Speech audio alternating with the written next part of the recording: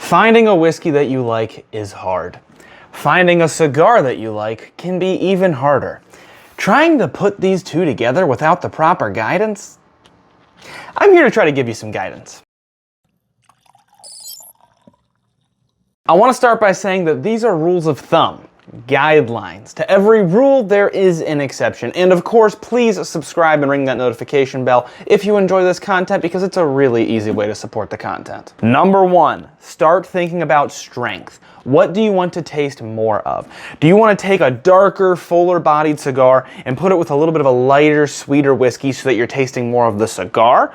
Or do you want to take a fuller-bodied whiskey and put it with a lighter cigar so that you're tasting more of the whiskey? This doesn't always work out exactly, but in general, that's a good way to start looking at what you want to pair. This, of course, depends on your mood, and so it's a great place to get started, because maybe tonight I want a darker cigar. Okay, that's a great place to start. Do I want a lighter whiskey so that I can focus mostly on that cigar? Or do I want a fuller bodied whiskey so I can put these head to head and see if some interesting flavors shake out? Number 2, finishes are your friend. A honey finish is going to help bring out honey notes in the cigar. Sometimes it'll even make the cigar taste like it has a little bit of a honey finish going on. A port cask finish is going to bring out port notes in the cigar. It's going to bring out winey notes, dried fruit, grape type notes. Finishes can really give you a little bit more direct of an answer as to what flavor you're going to get. This is a great time to explain what a cigar blend is, but first go check out the Patreon page in the description below if you want even more of this content, and also it's the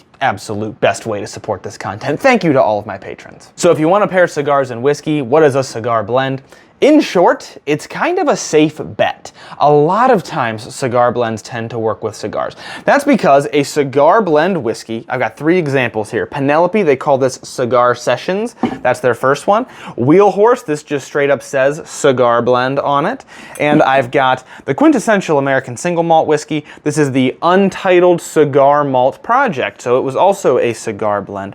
When they put that in the name of a whiskey, a lot of times what they're talking about is they blended this to try to go with a cigar, to try to do a good job with pairing. Sometimes it can mean that it has cigar-esque notes in it, but usually it means it's for pairing.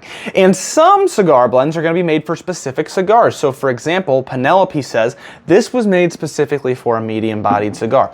That being said, they're usually pretty safe bets. I have tried these 2 with a ton of different cigars. As you can see, I'm still working through this one a little bit because it's newer.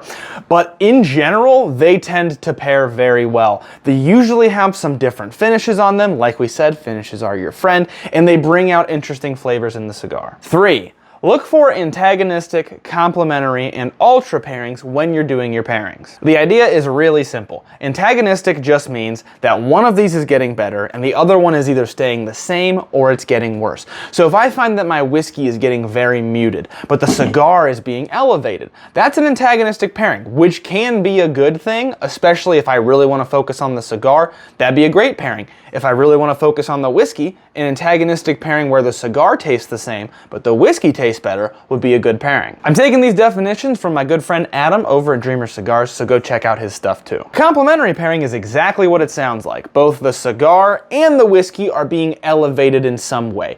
Usually this just means some sharing of flavor is happening, or they're both the same flavor they already were, but it's cranked up to 11. It's a lot easier to taste. In general, if both are getting better, it's complementary. And lastly, the most rare type of pairing, these are really hard to come by, but if you do, they're amazing, is an ultra pairing. This means that a new flavor, something that is not in this, something totally new, has developed by putting the 2 of them together. This does happen sometimes, and it's totally mind-blowing. Let's just say, for an example, I get oak and dark fruit from this, a little bit of maltiness. From this, I get a little nuttiness, some light wood notes. I put them together, and I get banana. I get coconut. I get something totally crazy that I haven't gotten from either of these. That's an ultra pairing, and a lot of times when that happens, it's really obvious and it's really strong. Number 4, don't force it. Sometimes nothing happens. Sometimes you grab a good cigar, you grab a glass of whiskey, you put them both together, and they both just kind of taste exactly the same. Or maybe they're both like a little bit muted, and it's just an okay time.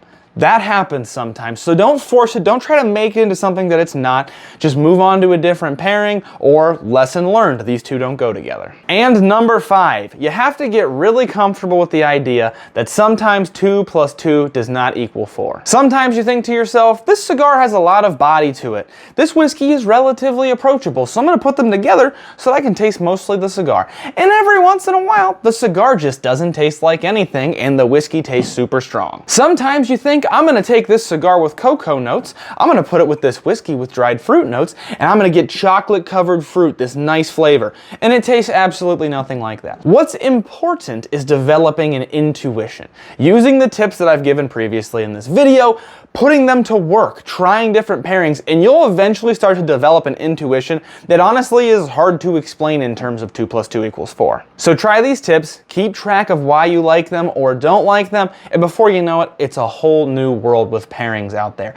Also, comment your favorite pairings and why you like them, or your worst pairings and why you don't like them. Thanks for watching Whiskey Noobs.